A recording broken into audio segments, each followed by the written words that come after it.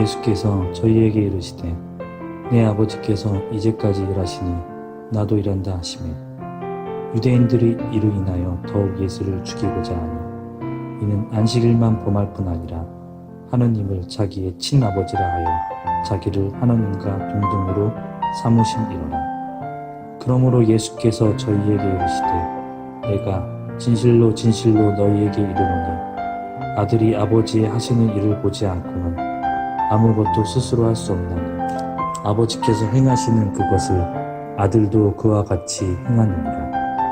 아버지께서 아들을 사랑하사 자기의 행하시는 것을 다 아들에게 보이시고 또 그보다 더 큰 일을 보이사 너희로 기이 여기게 하시리라.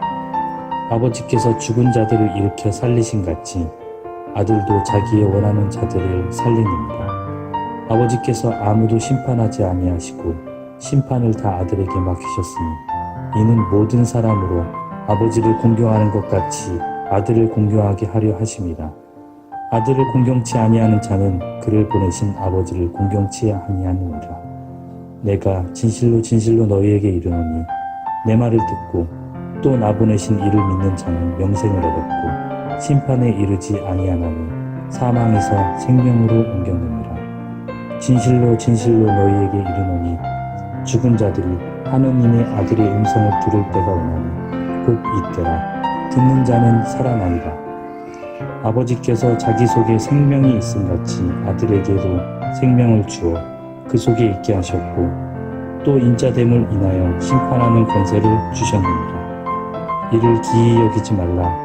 무덤 속에 있는 자가 다 그의 음성을 들을 때가 오나니 선한 일을 행한 자는 생명의 부활로 악한 일을 행한 자는 심판의 부활로 나오리라. 내가 아무것도 스스로 할 수 없노라. 듣는 대로 심판하노니 나는 나의 원대로 하려 하지 않고 나를 보내신 이의 원대로 하려는 고내 심판은 의로우리라.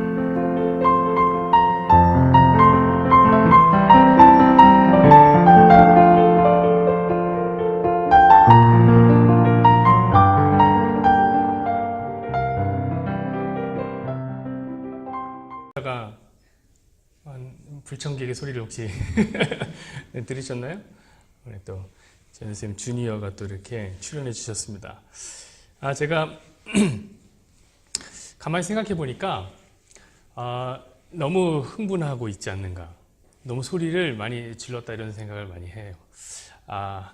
제가 이제 애통하는 심령으로 이렇게 소리를 질렀는데 이제 그러면 안 되겠다. 이제 뱃속의 아가들을 생각해서 제가 이 얘기를 보면서 조근조근하게 얘기해도 되니까 조용하게 이렇게 해야 되겠다 생각이 듭니다. 혹시 제가 또 하다가 흥분을 할 수 있잖아요? 그럼 뒤에서 이렇게 워워 하시면은 제가 또 다시 딱 줄이고 하겠습니다. 오늘 이 말씀을 중심으로 해서 붕어빵 은혜라는 제목으로 우리 함께 말씀을 나누기 원합니다. 전에 보면 이 개그 콘서트의 한 프로그램이 있었는데 아빠와 아들이라는 코너가 있었습니다. 혹시 보신 분이 있으세요? 저는 봤어요.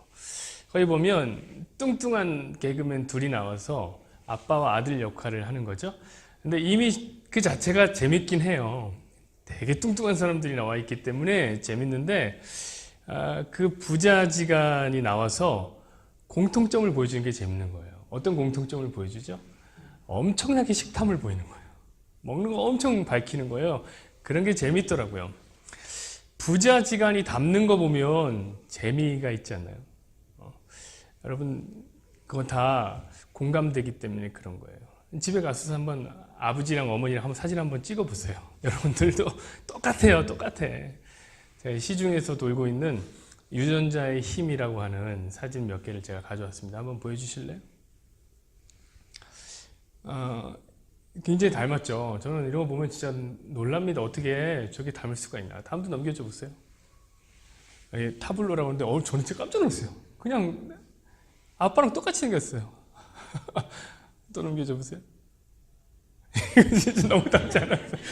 너무 닮지 않았어요? 딸인데 그러면 참 가슴 아파요. 마지막으로 좀 가슴 아픈 사진이 하나 있는데. 네. 이런 거 보면 진짜 유전자가 힘이 있긴 하구나. 아버지랑 딸이, 아버지랑 아들이 그렇게 닮게 되는 거 보면 재밌다라는 생각이 들어요. 오늘 본문은 어떤 얘기냐면 이 세상 가장 놀라운 하나님의 유전자, 은혜라는 유전자에 대한 이야기예요. 지난주랑 똑같은 얘기예요. 사실 전주로 가도 똑같은 얘기만 했어요. 저희는 다른 얘기를 안 하고 있어요. 저는 여러분이 설교를 들으면서 하늘에 계신 우리 아빠랑 아버지, 아빠와 아들의 붕어빵 은혜를 함께 누리기를 소망합니다. 우리 한 절씩 한번 들어가 보죠. 17절 한번 보시죠. 이렇게 기록되어 있습니다. 예수께서 그들에게 이르시되 내 아버지께서 이제까지 일하시니 나도 일한다 하시매. 그럼 지난주에는 예수님께서 38년 된 병자, 진짜 오래 아팠죠? 오래 아팠던 병자를 안식일에 고치는 사건이 있었습니다. 그리고 이것은 바로 문제가 되었습니다. 왜냐하면 안식일에는 일하면 안 되는데 예수님이 일을 해버린 거예요. 그래서 유대인들이 안식일법을 가지고 와서 예수님을 기소해버린 겁니다. 우리 다 머릿속에 생각나시죠? 말씀하면서 생각나죠? 그런데 여러분, 예수님이 그런 유대인들을 앞에 두고 뭐라고 얘기하는 거냐면, 야, 내 아버지가 일하시니까 나도 일한다 라고 말하는 거예요. 와, 대박이죠, 여러분. 어떤 생각이 들어요? 안식일법을 선착순으로 지키고 있었던 그 유대인들의 머릿속에 무슨 생각이 들어야 되겠냐고요. 아버지가 지금 안식일을 어기고 있다고? 야, 예수의 아버지가 누군지 난 잘 모르겠지만 딱 걸렸다, 이놈. 안식일에 또 일을 했어? 넌 내 뒤에 세우겠다. 이런 생각이 들어야 되는 거 아니에요, 유대인들이? 아버지인 요셉까지도 사실은 기소해야 되는 상황이 온 거예요. 기소해야 되는 거예요. 어렵지 않아요, 여러분. 제가 이렇게 얘기했다고 생각해보세요. 제가 세금을 탈세하다가 딱 걸렸어요. 기소당했어요. 근데 제가 검사 앞에 가서, 여러분, 제가 왜 세금 얘기를 하냐면 제가 탈세를 할 만큼 돈을 많이 못 벌기 때문에 안전한 예를 드는 거예요. 안전한 예를. 근데 제가 검사 앞에 가서 이렇게 얘기한다고 생각해보세요. 지금까지 저희 아버지가 탈세를 했거든요. 그리고 저도 했거든요. 라고 얘기한다고 생각해보세요. 그러면은 당장 어떻게 됩니까? 저희 집에 계신 안동교 씨가 큰일 나는 거예요. 경찰차 바로 출동하고요. 잡아가는 거죠. 여러분, 근데 유대인들이 이런 얘기를 했는데 반응이 이상하단 말이에요. 한번 보시죠. 18절. 유대인들이 이로 말미암아 더욱 예수를 죽이고자 하니, 예수님께 더 화가 났네요. 이는 안식일을 범한 뿐만 아니라 하나님을 자기의 친아버지라 하여 자기를 하나님과 동등으로 삼으심이로라. 자, 유대인들이 예수님께 더 화가 났습니다. 아니, 요셉에게 화가 나야죠. 예수님 아버지인 요셉에게 화가 나야죠. 왜 예수님께 화가 난 건가요? 여기 보니까 예수님이 하나님을 자기 아버지라고 했다고 화가 났대요. 그죠? 여러분, 언제 예수님이 하나님 자기 아버지라고 그랬어요? 그런 얘기를 하신 적이 없잖아요. 근데 왜 이런 생각을 하는 걸까요? 여러분, 이거는 당시에 유대인들의 통념을 알지 못하면은 이해가 안 가는 부분이에요. 이 부분이. 왜 그러냐면 원래 유대인 랍비들은 하나님은 안식일에 일을 안 한다고 생각했어요. 쉰다고 생각했어요. 왜 그러죠? 성경에 내가 쉬니까 너도 쉬어라. 뭐 이런 메시지가 있기 때문에 그런 거죠. 그런데 이 안식일에 아이가 태어납니까? 안 태어납니까? 태어난단 말이에요. 희한하게 안식일에 사람이 죽습니까? 안 죽습니까? 죽는단 말이에요. 그러면 생사를 주관하시는 분이 누굽니까? 하나님인데 하나님이 일하지 않으면 안식일에 사람이 태어나면 안 되고 사람이 죽어서도 안 되는데 사람이 태어나고 죽는단 말이에요. 그러니까 야, 이거 이상하다. 그래서 어떻게 생각했냐면 하나님이 안식일에 생명을 주고 심판을 하시는 일을 하시는구나. 이 일만 하시는구나 라고 생각했어요, 유대인들이. 그러니까 안식일에 일할 수 있는 분은 누구예요? 하나님밖에 없는 거예요. 특히 생명을 살리는 일은 누구만 할 수 있는 거예요? 하나님만 할 수 있는 거예요. 그런데 오늘 예수님이 자기 아버지가 늘 일해왔다라고 생각하니 말씀하시니까 유대인들의 머릿속에는 예수의 육적인 아버지 요셉이 생각난 게 아니에요. 유대인들의 머릿속에는 안식일에 일할 수 있는 하나님이 번쩍 떠오르는 겁니다. 그래서 이 자가 지금 하나님을 자기 아버지라고 하는 건가 화가 난 거죠. 결국 예수님은 안식일법에 의해서 기소를 당했는데 거기에다가 신성모독 혐의까지를 딱 엎어써서 기소를 함께 당합니다. 이런 거를 설상가상이라고 하는 거예요. 엎친 데 덮쳤다고 하는 거예요. 굳이 하지 않아도 되는, 이거 굳이 말했어야 됩니까? 이런 말씀을 왜 하신 거예요? 굳이 하지 않아도 되는 말씀을 하셔서 예수님은 유대인들의 화를 더 돋구셨고 그 결과 어떻게 됐냐면 예수님은 십자가형으로 한 걸음 더 가까이 가셨단 말이에요. 여러분, 예수님은 왜 이런 얘기를 말씀하셔서 이를 복잡하게 만드신 걸까요? 우리가 성경 가만히 보면 예수님이 일을 참 많이 복잡하게 하는 재주가 있으세요. 왜 이런 얘기를 하셨을까요? 이 본문에는 예수님이 꼭 하시고 싶었던 말씀이 있는 거예요. 유대인들의 오해를 풀기 위해서 이 말씀을 하셨습니다. 유대인들이 오해하고 있는 하나님에 대한 신의인식, 이 인식을 고쳐주기 위해서 예수님은 이 말씀을 하신 거예요. 자, 어떻게 되는지 한번 보십시오. 19절 말씀 보실까요? 그러므로 예수께서 그들에게 이르시되 내가 진실로 진실로 너희에게 이르노니 아들이 아버지께서 하시는 일을 보지 않고는 아무것도 스스로 할 수 없나니 아버지께서 행하시는 그것을 아들도 그와 같이 행하느니라. 여러분, 지금 예수님은 자신이 행하고 있는 모든 일이 모조리 다 하나님의 뜻대로 됐다, 한 것이다 라고 얘기하는 거예요. 심지어 아버지의 일을 보지 않고서는 나는 아무것도 스스로 하지 않는다 라고까지 말씀하셨습니다. 그렇죠? 여러분, 이것은 당시에 기업을 잇는 이 가업의 특성을 빗대서 예수님 설명한 거예요. 여러분, 고대 사회는 지금 우리처럼 직업 선택이 자유롭지가 않았단 말이에요. 지금 우리는 하고 싶은 거 막 하죠? 근데 이 고대 사회는 어떻게 했냐면은 자기 직업을 후손을 통해서 이어주는, 전수하는 가업을 했단 말이에요. 가업. 집안의 업을 했던 거죠. 자, 어부는 자기의 아들에게 뭘 가르쳐요? 그물을 깁는 걸 가르쳐요. 그물을 뿌리는 법을 가르쳐요. 물고기 떼를 찾는 법을 가르쳐줘요. 생선을 손질하는 법을 가르쳐줘요. 자, 제사장은 아들에게 뭘 가르칩니까? 제사를 드리는 법을 가르쳐줘요. 재물은 어떻게 손질하는지를 가르쳐준단 말이에요. 백성들을 어떻게 대하는지 제사장은 가르쳐줘요. 여러분, 그래서 우리는 성경을 보면서, 여러분, 성경에서 예수님이 문짝 하나 만들었다는 얘기 보셨습니까? 그런 얘기, 가구 하나 만들었다는 얘기 보셨어요? 그런 얘기 안 보셨을 거예요. 그럼에도 불구하고 예수님의 직업란에 우리는 항상 목수라고 쓴단 말이에요. 왜 목수라고 쓰는 거죠? 예수님의 아버지가 목수였기 때문에 그런 거죠. 당시 기록 문화가 어디 있습니까? 저장 장치가 어디 있어요? 특별하게 매뉴얼을 만들어서 기술을 등록하지 않아도 이 사람들은 살면서 체득한 노하우와 노아이를 자손에서 자손으로 계속해서 전달하는 방식으로 엄청난 노하우를 축적해 나가기 시작했어요. 그게 고대 사회의 가업이라는 겁니다. 여러분, 그런 맥락하에 무슨 얘기를 하는 거냐면 아들은 스스로 아무것도 하지 않는다 라는 말을 한 거예요. 아버지 거 보고 한 거란 말이에요. 보고 한 거라. 자신이 행한 모든 일은 아버지 하나님을 보고 한 것이지 스스로 한 것이 아니다. 이렇게 고백했어요. 근데 여러분, 이 고백이 아주 오랫동안 예수님의 하나님 되심을 부인하는 사람도 있잖아요. 예수님은 하나님이 아니야 라고 말하는, 지금도 있어요. 그런 사람들에 의해서 악용되어 온 것을 아십니까? 이 본문을 보고 그들은 뭐라고 하냐면, 자 봐봐, 인간이야 예수님은. 그분은 전능하신 하나님이 아니잖아. 그분은 능력에 제한이 있잖아. 할 수 없는 일이 있잖아 라고 얘기를 하기 시작한 거예요. 여러분, 한번 보십시오. 이게 그런 얘기입니까? 여러분, 이건 맥락을 보지 않고 한 구절을 달랑 해석할 때 생기는 문제란 말이에요. 오늘 맥락이 뭐예요? 이거는 내가 능력이 없어서 아무것도 안 한다 이게 아니라 내가 아버지에게 배워서 한다는 얘기예요. 아버지한테 배워서 한다는 거예요. 안 한다는 게 아니라. 여러분, 20절 보세요. 20절.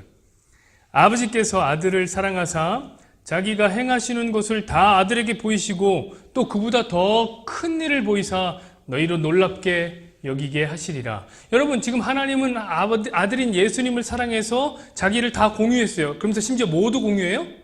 더 큰 일. 더 큰 일도 하게 했대잖아요. 일을 안 한 게 아니에요. 능력에 제한이 있었던 게 아니에요. 더 큰 일을 했다. 그 큰 일 때문에 어떻게 됐습니까? 유대인들이 놀란 거 아니에요. 여러분, 유대인들이 왜 놀랐나요? 지금 우리 지난주 얘기를 해야 돼요. 지난주에 했던 안식일에 38년 된 병자를 고치신 것 때문에 놀란 거예요. 와, 놀란 거죠. 그런데 우리 지난주에 배우기를, 이 안식일에 38년 된 병자를 고치는 사건이 무슨 내용을 담고 있다고 제가 말씀드렸습니까? 그것은 유대인들이 추구하고 있던 이 선착순 신앙 있잖아요. 이 신앙으로는 구원 못 받는 거고, 어떤 것으로요? 은혜. 아무 대가 없이 주어지는 은혜로 구원을 받는 것이다 라는 사실을 우린 배웠어요. 자, 더 큰 일이란 게 뭐예요? 그러니까 그 은혜의 구원, 그 내용을 얘기하는 거예요. 은혜의 구원.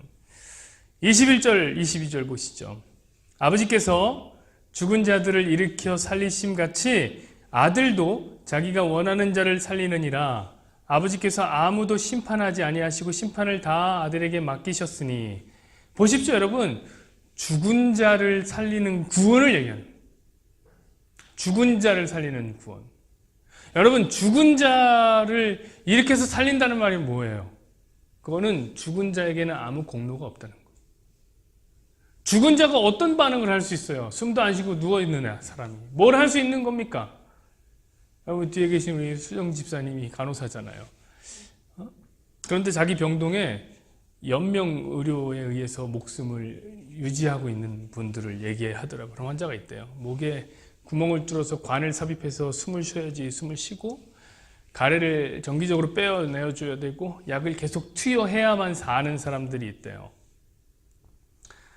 여러분, 그들이 어느 날 생각해 보십시오. 병실에 갑자기 번뜩 일어나서 뛰어다닌다고 생각해 봐요. 갑자기 그러던 분들이.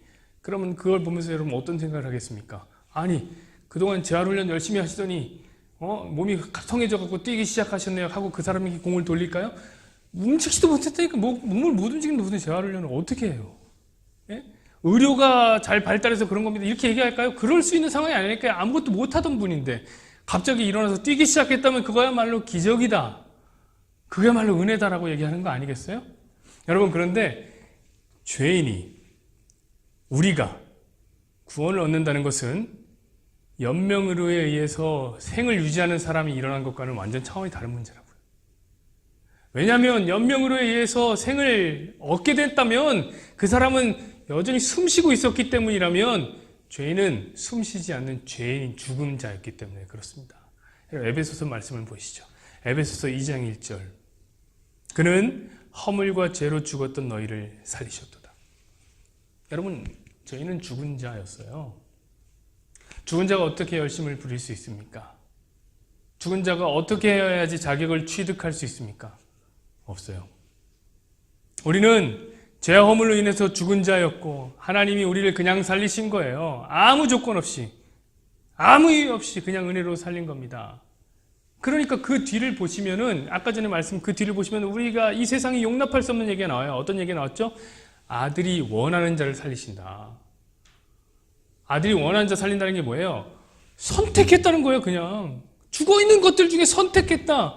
무조건적인 선택, 조건이 없어요. 그냥 선택한 거예요. 여러분, 이 말이 이해가 되십니까? 이 세상은 이해를 못해요.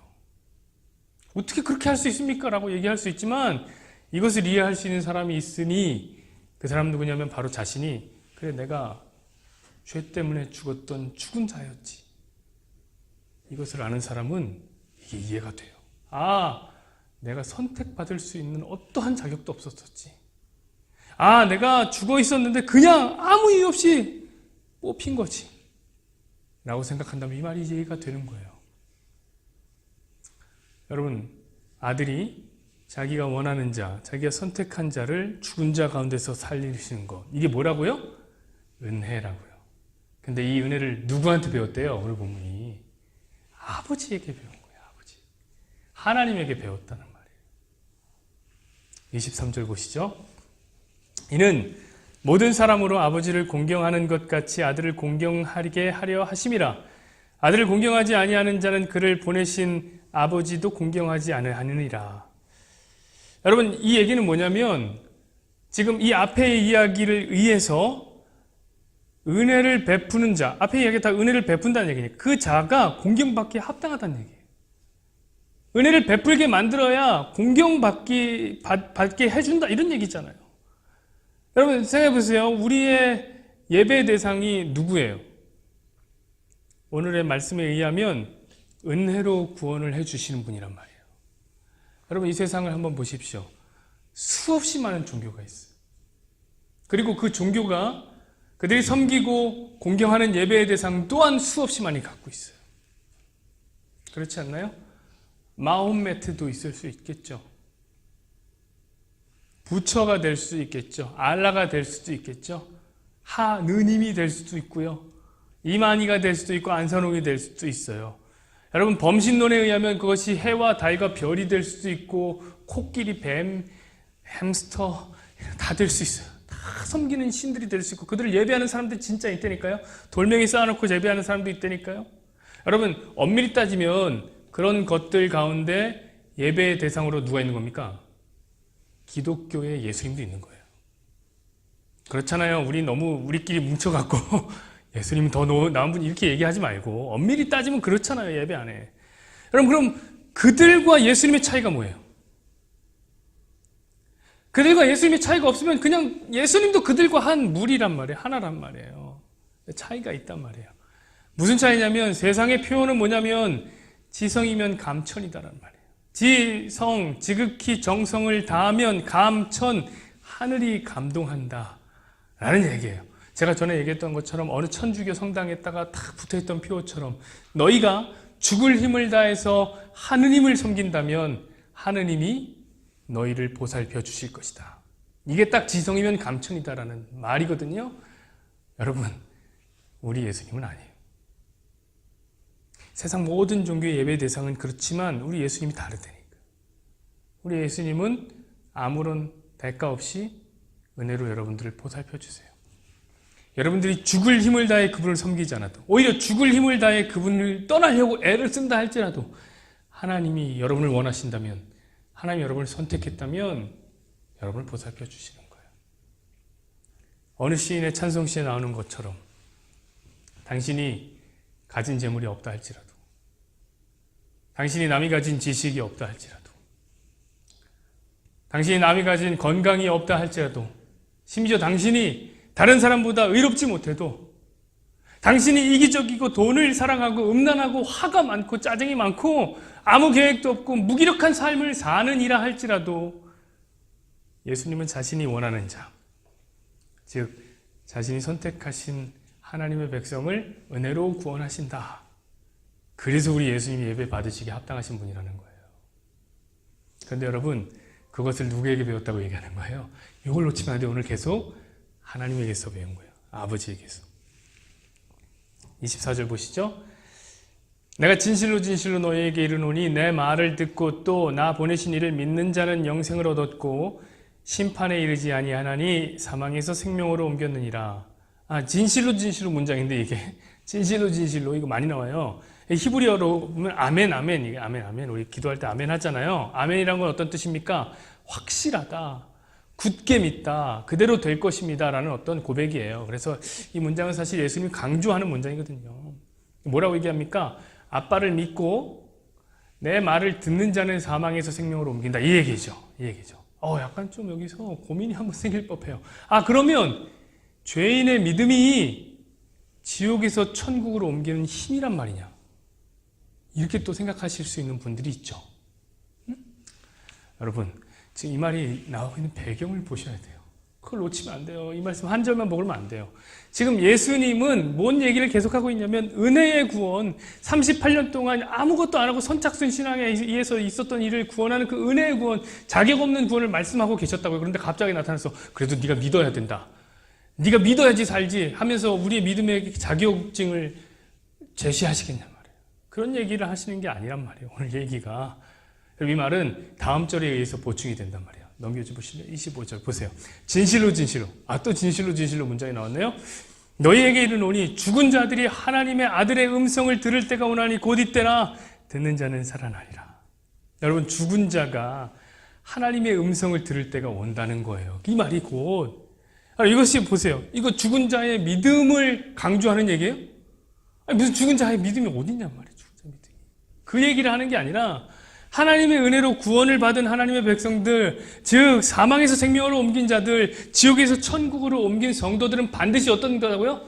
믿음이 생겼으며 반드시 예수님의 음성을 듣게 된다. 이런 반응으로서의 믿음을 얘기하는 거예요. 반응으로서의 믿음. 26절, 27절 보세요. 8절까지 보죠. 아버지께서 자기 속에 생명이 있음 같이 아들에게도 생명을 주어 그 속에 있게 하셨고 또 인자됨으로 말미암아 심판하는 권한을 주셨느니라. 이를 놀랍게 여기지 말라. 무덤 속에 있는 자가 다 그의 음성을 들을 때가 오나니. 또 반복한 거예요. 방금 전에 두 절을 똑같이 반복한 거예요. 생명이 아들인 예수님께 있으니 무덤 속에 있는 자, 죽은 자가 그분의 음성을 들을 때가 온다 라는 얘기잖아요. 여러분, 이 말은 우리의 믿음을 종용하는 메시지가 아니에요. 넌 믿어라, 믿어야 구원받는다 이런 얘기를 하는 게 아니란 말이에요. 은혜 받는 자는 그가 무덤에 있는지라도, 무덤에 있는 죽은 자일지라도 반드시 필연적으로 예수님의 음성을 듣게 된다. 들릴 때가 있다 라는 거죠. 마치 신레몬을 탁 씹었을 때 미간이 찌푸러지고 침이 팍 나오는 것처럼 말이에요. 마치 우리 상훈쌤이 다현자매를 보면 시가로 바보처럼 빙구 웃음을 짓는 것처럼, 이건 아주 자연스러운 일이며 당연한 반응이란 얘기예요. 당연한 반응. 하나님에 의해서 은혜로 구원받은 자, 예수님의 음성이 들린다. 자, 여러분, 예수님의 말씀이 진리로 여러분들에게 다가오십니까? 그럼 할렐루야인 거예요. 감사한 거예요. 은혜를 받은 자요. 여러분이 은혜를 받은 거예요. 당신은 은혜로 구원을 얻은 자입니다. 그러나 혹시 아직은 들리지 않습니까? 그래도 괜찮다는 말이에요. 뭐라고 써 있습니까? 들을 때가 온다고요. 들릴 때가 온다고요. 이 말은 은혜 받은 자라면 그때가 언제든지 반드시 들리는 자리로 나온다 이 말이에요. 여러분, 이 말씀은 억지로 들으라는 말이 아니에요. 막 귀 열고 들으라는 말이 아니에요. 귀가 열릴 때가 온다. 그러니 여러분, 하나님의 때를 기다리십시오. 언제까지나 우리가 기억해야 되는 건 뭐냐면 38년 된 병자가 예수님을 찾아가는 게 아니라는 사실이에요. 예수님이 38년 된 병자를 찾아오셨다는 사실이에요. 그때 듣게 되는 겁니다. 29절 보시죠. 선한 일을 행한 자는 생명의 부활로, 악한 일을 행한 자는 심판의 부활로 나오리라. 자, 이렇게까지 제가 말했는데 또 이걸 보면서 이런 생각을 하시는 분이 있나요? 목사님, 이거 보십시오. 선한 일을 행해야 생명을 얻고 악한 일을 행하면은 심판을 받는다는데요. 우리 열심히 해야지 구원받는 거 아닌가요? 선한 일을 해야 되는 거 아닌가요? 라고 말씀하실 분은 없겠죠. 그래도 제가 혹시라도 이 초미세먼지만큼이나 의심하고 계실 분이 있어서 제가 설명을 해드릴게요. 여러분, 성경에서 선한 일이라는 말, 선하다는 말은 오늘날 우리가 생각하고 있는, 사용하는 선이라는 말과는 기준이 완전히 다릅니다. 기준이 완전히 달라요. 우리는 어떻습니까? 우리의 의지를 발동해서 누군가를 구제하고 도와주고, 지나가다 쓰레기도 줍고, 거지 보면 돈도 좀 넣어주고, 먼저 인사하고, 주문할 때는 친절하게, 너무 퉁명스럽지 않게 그렇게 주문하는 것을 선한 일, 선한 사람이라고 말합니다. 그러나 성경은 다르단 말이에요. 여러분, 오늘 이 본문에서 나오는 선하다는 말은 히브리어로는 토브라고 이야기하는데 헬라어로 번역한 말이거든요. 근데 이 토브는 뭐냐면 하나님의 뜻대로 되는 걸 얘기하는 거예요. 이 말을 제일 잘 알 수 있는 것은 이 말이 처음 사용됐을 때의 이야기입니다. 토브라는 말이 언제 사용되냐면 창세기 1장에 사용되는데, 여러분 아마 아실 거예요. 이건 예수 안 믿는 사람도 알더라고요. 하나님이 가라사대 빛이 있으라 하시니 빛이 있었고 빛이 보시기에 좋았더라. 그 좋았더라가 토브라는 말이에요. 좋았더라. 그러니까 어떤 거예요? 하나님, 내가 빛이 있으라 했는데 어둠이 있으면 토브 아닌 거예요. 빛이 있으라 했는데 빛이 거기 있었어요. 오, 토브. 그 말은 뭡니까? 내 뜻대로 거기 있어서 좋다. 이게 선이라는 말이에요. 여러분, 근데 하나님 뜻이 뭐예요? 우리가 은혜로 구원받는 거예요. 은혜로 사는 거예요. 히브리서 13장 21절 보시죠. 모든 선한 일에 너희를 온전하게 하사 자기 뜻을 행하게 하시고 그 앞에 즐거운 것을 예수 그리스도로 말미암아 우리 가운데서 이루기를 원하노라. 영광이 그에게 세세 무궁토록 있을지어다. 아멘. 자, 어렵지만 별로 어렵지 않아요. 모든 선한 일을 어떻게 한다고요? 너희에게 하게 하시는 이가 있다. 자기의 뜻대로 하시는 이가 있다. 빌립보서 1장 6절은 보다 명확하게 얘기합니다. 보십시오. 너희 안에서 착한 일을, 선한 일이죠, 시작하신 이가 그리스도 예수의 날까지 이루신다. 자, 시작과 완성을 누가 하시는 거예요? 예수님이 하시는 거예요. 하나님이 하시는 거예요. 하나님. 우리가 하는 게 아니에요. 성도의 선한 일은 우리의 의지와 우리의 노력을 발동해서 하는 게 아니라 하나님이 시작하시는 것을 얘기하는 거예요. 그러므로 여러분, 이게 뭡니까? 은혜죠, 이것도. 우리가 한 게 아닌데요. 하나님이 우리의 착한 일로 쳐주시는 거잖아요. 그러면 여러분, 우리는 구원만 은혜로 받는 게 아니에요. 우리의 삶도 은혜로 사는 거예요. 하나님 주신 힘으로 사는 거예요. 내 결단, 내 의지, 내 열심, 내 노력으로 사는 게 아니라 내 안에 그리스도께서 그 일을 자꾸 하도록 우리를 두는 것입니다. 여러분, 그러므로 자랑할 게 없는 거죠. 자랑하지 마세요. 우리 안에 문득문득 나타나는 기특한 생각이 찾아올 때, 선한 일이 우리 안에서 일어날 때, 바른 것들이 우리 안에서 보여질 때 자랑하지 마세요. 그거는 그리스도께서 그 안에서 역사하고 계신 것입니다. 여러분, 저는 오늘 본문을 묵상하면서 우리 오늘 기도하시고 성경 몽들해 주신 재현 형제님이 계속 머릿속에 떠올랐어요. 계속 맴돌았어요. 그러나 제가 말씀한 대로 재현 형제를 자랑하려고 하는 건 아니에요. 자랑해서는 안 되죠. 주를 자랑해야죠. 저는 재현 형제 안에서 일하시는 주님을 자랑하고 싶어요. 아마 우리 중에 누구도 재현 형제가 왜 교회에 나오지? 이 이유를 아는 사람은 없을 거예요. 저도 잘 모르고요. 재현 형제만 알고 있겠죠. 원래 교회 열심히 다니시던 분도 아니셨고 어찌 이렇게 한번 나오시게 됐다가 지금까지 계속 나오시고 있는 거예요. 저는 재현 형제 안에서 주님이 어떤 일을 했는지 정확히 알지 못하지만 근데 재현 형제의 반응을 볼 때 저는 주님을 찬양할 수밖에 없어요. 여러분은 모르시겠지만 제가 이렇게 설교를 하다 보면 재현 형제가 말씀을 그렇게 집중해서 들으세요. 여러분이 아시다시피 우리 교회 말씀이요, 수준 낮은 말씀이 아닙니다. 어려워요. 여러분이 이해하고 있는 것 자체도 제가 참 감사해요. 그런데 저분이 집중해서 듣고 계신다니까. 어떤 저를 사랑하는 집사님이 제 말씀을 유튜브로 보면서 이런 얘기를 하세요. 목사님, 그렇게 말씀을 어렵게 전하시면 초신자가 와서 못 알아듣습니다. 저한테 그렇게 얘기를 하세요. 제가 많이 흔들었어요. 좀 쉽게 해야 되나? 좀 편하게 해야 되나? 근데 제가 재현 형제를 보면서 배웠어요. 아니에요. 그거는 주님이 하실 일이에요. 주님이 듣게 하시면 듣는 거예요. 어느 날은 우리가 같이 식사를 하다가 우리 이제 상훈 집사님이 이제 입에 붙어가 큰일 났네. 상훈 집사님에게 자기가 성찬빵을 준비하시겠다고 하시는 거예요. 불현듯이. 이게 그 빵입니다. 누구도 그런 말씀 안 했거든요. 그러면서 얘기하시는 게, 야, 너는 하는 일이 많으니까 내가 이거 하겠다. 여러분 아시지만 사실 상훈 집사님 별로 많은 일을 안 하십니다. 아무도 안 하시, 그냥 부탁한 적도 없습니다. 그런데 그렇게 말씀하시는 거예요. 여러분, 제가 뭐 그거를 얘기한 게 아니에요. 저는 절대 교회를 시키지 않잖아요. 이거 본인이 자원한 거예요.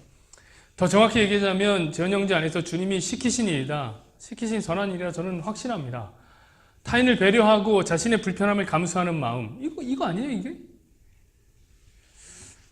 저는 딱 그 얘기를 듣는 순간 재현 형제가 이것을 자랑하려고 하는 말이 아니라는 사실을 알았어요. 딱 해주셨어요. 왜냐면은 우리 셋이 있을 때 이렇게 얘기한 거잖아요.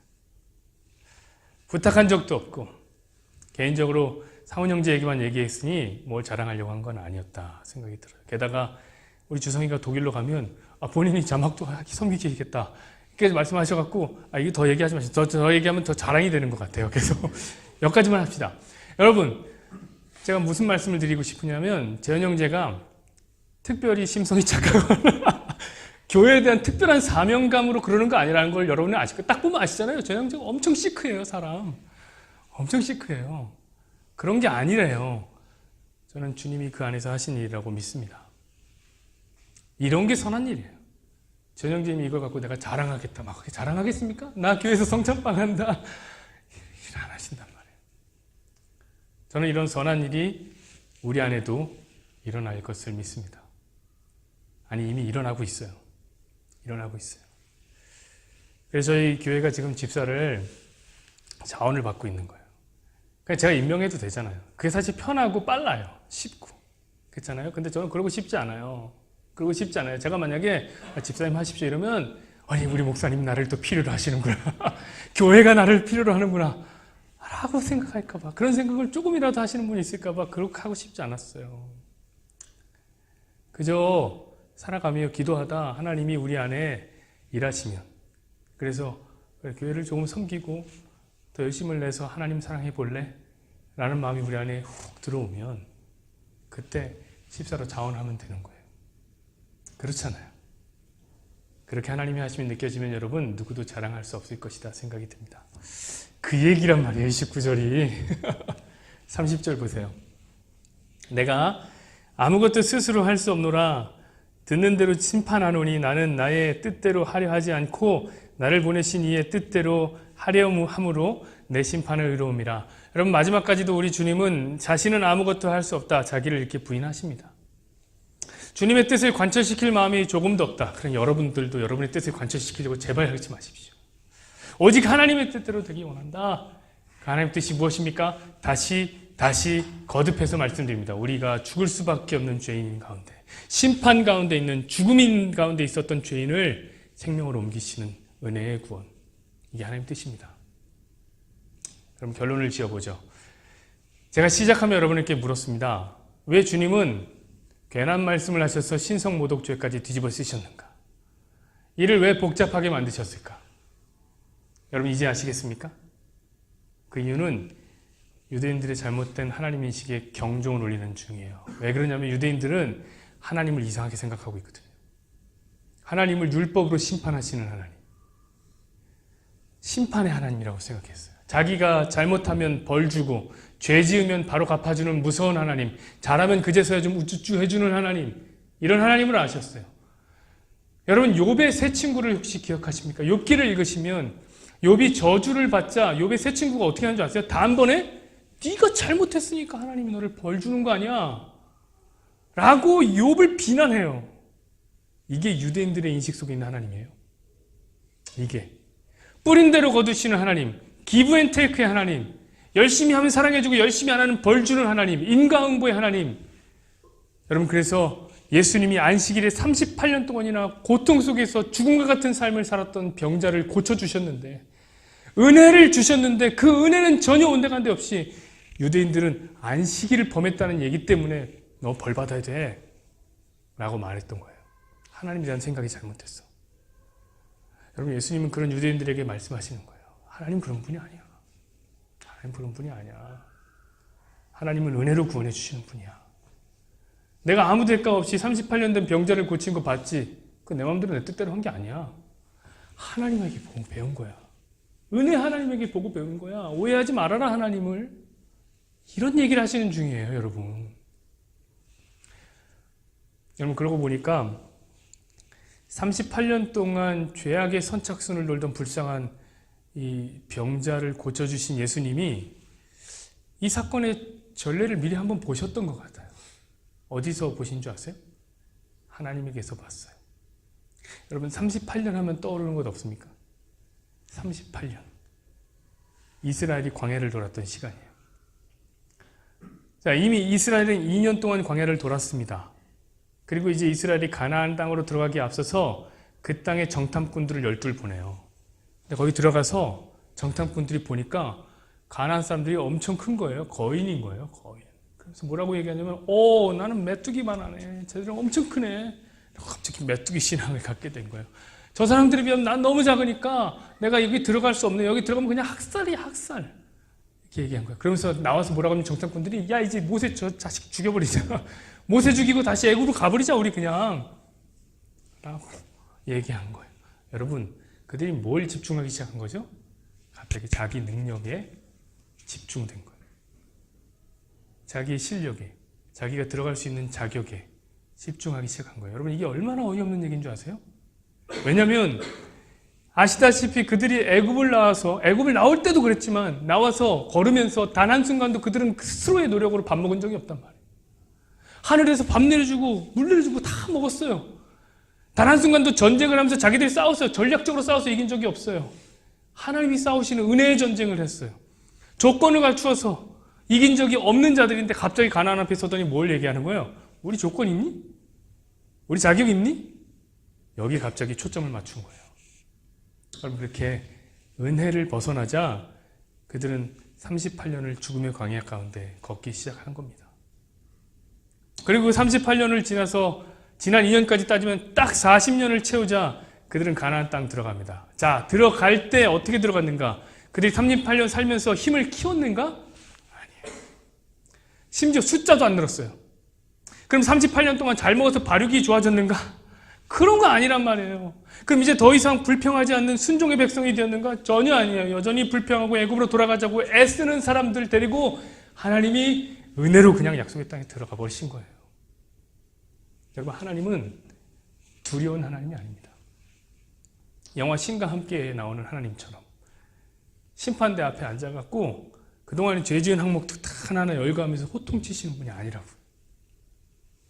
그분은 은혜로 자기 백성을 구원하시는 하나님입니다. 우리 예수님이 거기서 배운 거예요. 그래서 그분도 은혜로 자기 백성들을 지금도 찾고 계신 거야. 자, 여러분들은 하나님을 어떻게 생각하십니까? 가만 보면 성도들도 하나님을 되게 두려운 하나님으로 생각하는 사람들이 있더라고요. 당장에 문제가 생기면 내가 무슨 죄가 지은 게 있나? 라고 생각하면서 약간 눈치 보는 강아지 마냥 하늘을 이렇게 힐끔힐끔 쳐다보는 사람들이 있어요. 누군가 문제가 생기면 야, 하나님의 징벌이야. 그건 네가 하나님한테 잘못했기 때문에 그래 라고 너무 쉽게 정죄하지는 않습니까? 사랑하는 여러분, 하나님을 오해하지 마십시오. 그분을 두려운 하나님으로 저주함으로 오해하지 마세요. 여러분, 하나님에 대한 신인식에 대해서 오해가 생기면 얼마나 신앙생활이 억지로 돌아가는지 모릅니다. 저 많이 봤어요, 그런 사람. 두려운 하나님으로 억지로 봉사하고 헌금 억지로 하고 지난해보다 더 많이 내야 된다고 생각하고 그런 거 하지 마세요, 제발. 아버지 하나님과 아들 예수님은, 즉 아빠와 아들은 오늘 똑같이 붕어빵처럼 똑같이 은혜를 베푸시는 분들입니다. 그러므로 여러분이 오늘 이 시간 하나님의 이름을 부르든 예수님의 이름을 부르든 여러분이 만날 것은 은혜밖에 없는 거예요.